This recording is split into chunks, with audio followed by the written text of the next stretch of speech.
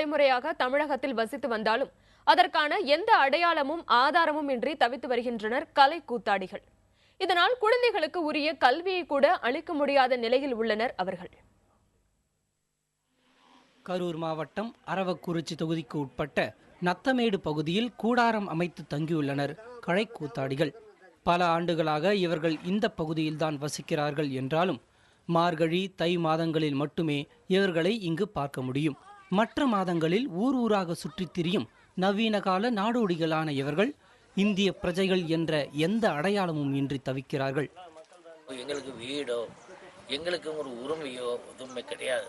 கடைசியில் இதே தமிழ்நாட்டில் இந்தியாவில் இந்த தமிழ் மண்ணில் பிறந்தவங்க, எங்கள் பரம்பரை அந்த மண்ணில் பிறந்தவங்க. நான் தான் 3வது வரைக்கும் படிச்சிருக்கிறேன்.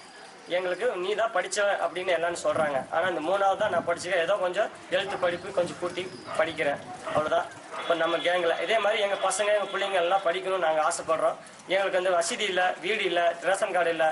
குடும்ப அடையாள அட்டை, இருப்பிடம் மற்றும் சாதி சான்றிதழ் போன்ற எந்த அடையாளமும் இல்லாததால் அரசின் சலுகைகள் மட்டுமல்ல, குழந்தைகளுக்கு கல்வி கூட எட்டாக்கணியாகவே இருப்பதாக கூறுகின்றனர் இவர்கள்.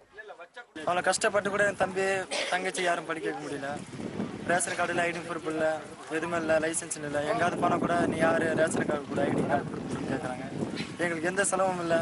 மழை வந்தால் கூட தங்கறதுக்கு வீடு இல்லை, மழை காற்றுல இப்படியா சுற்றிட்டு இருக்கோம்.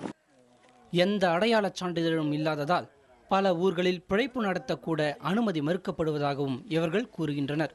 தங்களுடைய எதிர்காலத்தையும் வாழ்வாதாரத்தையும் காப்பதற்காக நிரந்தர குடியிருப்பை அமைத்து தர வேண்டும் என்ற கோரிக்கையை அரசின் முன் வைக்கிறார்கள் கலை கூத்தாடிகள். புதிய தலைமுறைக்காக செய்தியாளர் குழு.